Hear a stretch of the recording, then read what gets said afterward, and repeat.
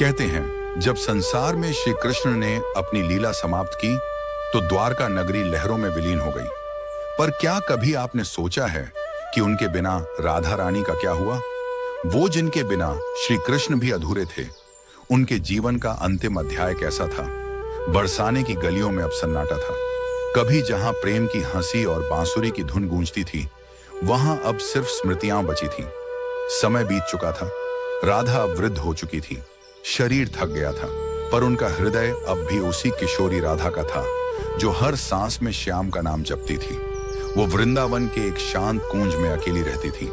रोज यमुना किनारे जाती, जल अर्पित करती और फिर तुलसी के पास बैठकर कृष्ण का ध्यान करती। एक दिन ध्यान में लीन राधा को एक आहट महसूस हुई, मानो हवा कह रही हो कि अब उनका समय पूरा हो चुका है। राधा ने उस दिन तुलसी के पौधे के पास बैठकर प्रार्थना की, प्रभु, मैं इस देह को तभी त्यागूंगी जब आप स्वयं मेरे सामने आएंगे और मुझे प्रेम से पुकारेंगे। समय बीतता गया, लेकिन राधा का विश्वास अटूट था। उधर द्वारका से बहुत दूर श्री कृष्ण को भी एक अजीब सी बेचैनी महसूस हुई। वे समझ गए कि राधा पुकार रही है। जब वे बरसाने पहुंचे, राधा ध्यान में थी।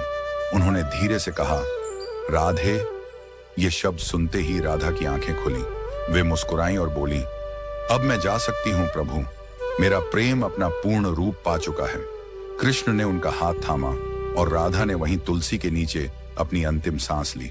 लेकिन कथा यहीं समाप्त नहीं हुई, क्योंकि प्रेम कभी मरता नहीं, वो सिर्फ रूप बदलता है। कहा जाता है कि राधा के देह त्याग के कुछ समय बाद बरसाने के एक साधारण किसान के घर एक कन्या जन्मी, जिसका नाम ललिता रखा गया। वो बिना सीखे ही बांसुरी बजा लेती थी, और जब भी वह बांसुरी बजाती, आसपास के पत्ते जैसे झूम उठते। ललिता के भीतर कुछ ऐसा था जिसे शब्दों में नहीं बांधा जा सकता था।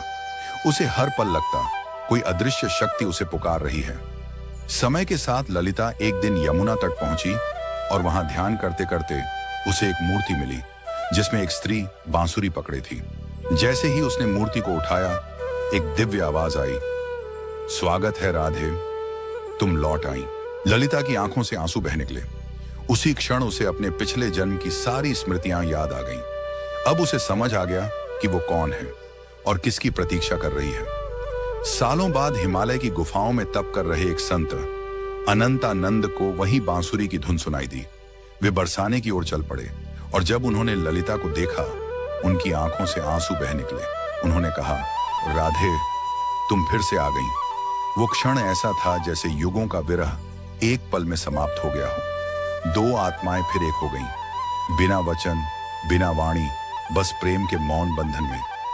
कहा जाता है उसी क्षण आकाश में एक दिव्य प्रकाश फैला और तुलसी के पत्तों पर ओस की बूंदें चमकने लगीं, मानो स्वयं प्रकृति कह रही हो कि प्रेम कभी समाप्त नहीं होता, वह बस नया रूप लेकर लौट आता है। दोस्तों, यह कथा केवल प्रेम की नहीं, आत्मा के मिलन की कहानी है, जो सुनने भर से मन को शांति देती है। अगर यह कथा आपके हृदय को छू गई हो तो कमेंट में राधे कृष्ण लिखें और इस प्रेम को आगे बढ़ाएं, क्योंकि सच्चा प्रेम वही है जो जन्मों के पार भी